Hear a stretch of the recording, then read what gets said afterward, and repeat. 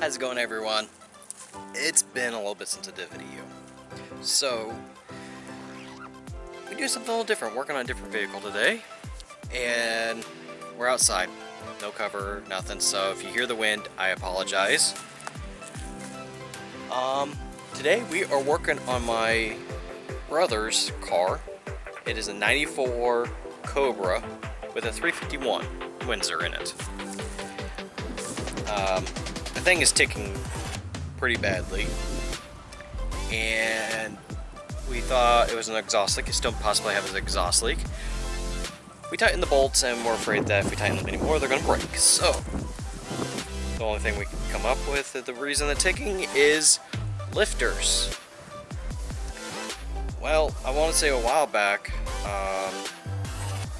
about a year or two back, he shot a rocker arm through the valve cover.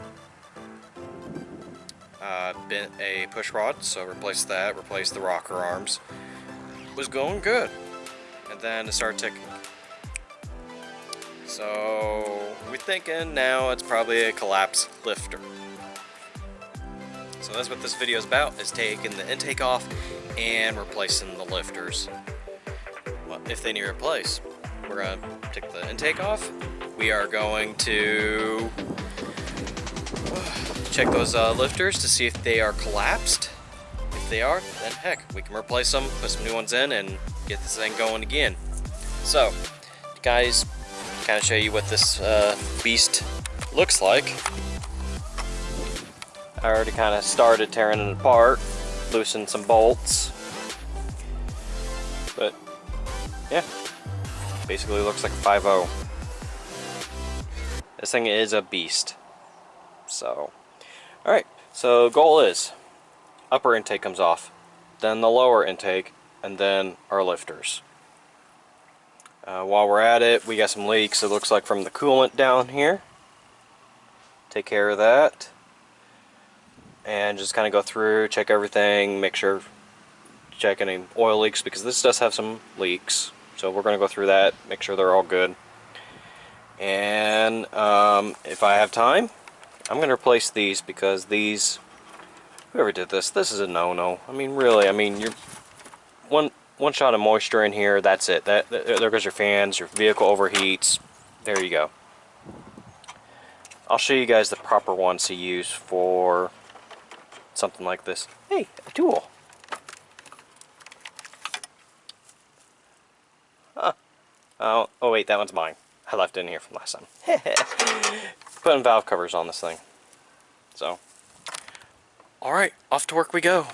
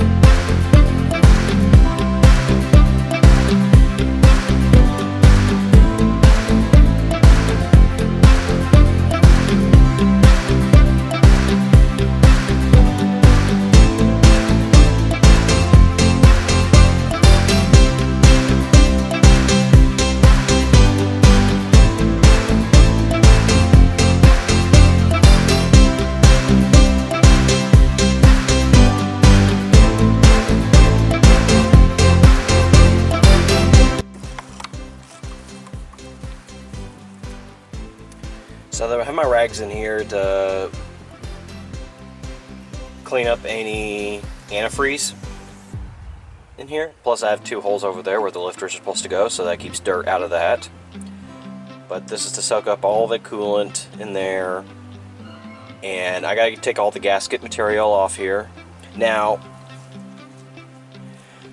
last thing here is when you guys are doing RTV, that's way too much. That thing was almost completely closed in with RTV. Same with the front here, this side, and the back here. All this was like too much RTV. Too much. So this time we'll do the proper amount of RTV. We're gonna clean this up, make it look really good. And hopefully we can get this thing running today. Stick around. I got the 2 new lifters in. They've been soaking literally all night, and up till now I just put them in. I put the push rods in, I got the rocker arms, you know, in, tightened down somewhat. Not all the way, just enough that when I turn this motor, it will not, you know, slap. So now I am, but you can see, clean the surface. It's nice and polished somewhat. I did take a vacuum cleaner, cleaned all this out from the stuff that fell in here. Even the intake ports I cleaned out, both sides, nice and smooth. I cleaned these, well, there was a little dust here. All that's cleaned. Now I took my attention over to the intake here, the lower intake here, and I'm taking the razor blade. This is aluminum, so I'm being very careful not to nick it. But I'm going to take something and kind of clean all this stuff off. Still got a little bit to go here. You can see that. And it's going to look good. I'm going to take some brake cleaner, clean this up, and then, well, we got some gaskets on here to put on, and put a little bit of a sealant on it for the water jackets, make it seal up so we don't have a water leak. This is back-breaking work for me, and we'll see what goes on here in a little bit. I'll come back to you guys in a few minutes here. So in the last clip, I was saying I need to take this apart and clean things up, and I would show you some things. Well, that didn't happen because it's mostly back together.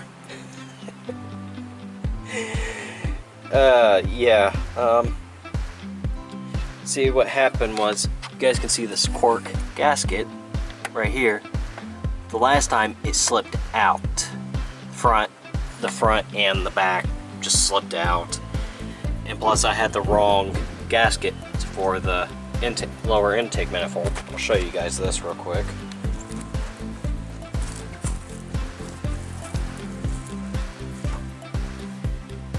So these are for an older 70s, and that part number would be 1250. I think it was like SC something. For this motor, it's a 95 motor, and this is the part number. It's a special item from the parts store, and what's different about this one that came in it is it has a little channel right here, and this is a little bit smaller port, so it has a little bit more sealant. That's the difference between these two. This one could have worked, but the cork gasket with this setup, I used way too much. That was my fault, my bad. And they kind of broke on me. So that's my learning. Plus, believe it or not, this one, the special order one, is cheaper than this one. So yeah, if you have a 95 351, here's your part number. Special item. So now I just got to get back over here and get everything. This is bolted down, it's torqued down, it's good. That's tightened but not, you can still move it. The valve cover on this side's not tightened down. I mean, I still got some hoses here, the fuel lines, the heater core hoses, the coolant hoses. I'll put all this back together, but yeah, eventually I'm putting this all back together. Only thing is, I gotta figure out timing, because I did pull that out, and I took a picture before pulling the distributor out, and I set it back as the best I possibly can back in time, but I know it's going to be out of time, just maybe a little bit.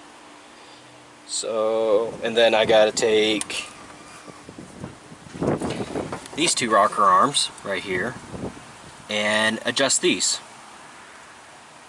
I gotta get these adjusted and to 0 lash, get that done, and once that's done, this whole project, button everything up, and she should start up and purr like a kitten. Well, I say purr like a kitten, but it's going to be more like a tiger when running. Anyways, I'm going to get back together and try to get this all done. I don't remember where I left off, so here's an update.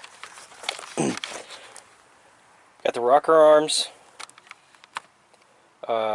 adjusted, 0 lash, got the valve covers on, got them tightened down, got everything tightened down on the front here. Still got to work on the distributor, make sure I get that right. Get the upper intake on, make sure everything's plugged in, and get the intake, yeah, all that. Yeah, so we should be about ready to start this. By the way, this project has taken me a couple weeks to do. 1, I got sick. 2, got the wrong seals. And 3, weather. So, yeah, that's not how it should take 3 weeks to just do this. No, usually just a couple hours. Well, now we gotta get this, it's not starting, so I thought I had that just right, so top dead center where it should be. No. So, I'm gonna try to get this thing top dead center. On another note, that could ruin someone's day. It really could. Not good. Luckily there's enough there I could just get that off. Anyways, I gotta get a new one of those now. Alright, get this top dead center now. So I didn't think I was gonna make a video like this. It's been months since that last clip, and the Mustang's still not going. The timing is still off, the water pump is still leaking, it's still ticking. Most likely found out that's more likely a warped header. So we're gonna go from there. It's been put to the side for now. Some things are going on, so not a priority for that to get done just yet. But when it's running good, not ticking, I will put a video up for you guys to enjoy. In the meantime, this was an educational for me. I did enjoy working on my brother's car. I hate working on that car also, by the way. I do hate working on it. My brother has ruined me with Mustangs. Yeah. This isn't the first Mustang I've had to work on for him. So, I hate Mustangs with a passion. Yeah. So, moving on from that. Yeah, guys. So, yeah. Okay. Well, hope you enjoy the video. Laters.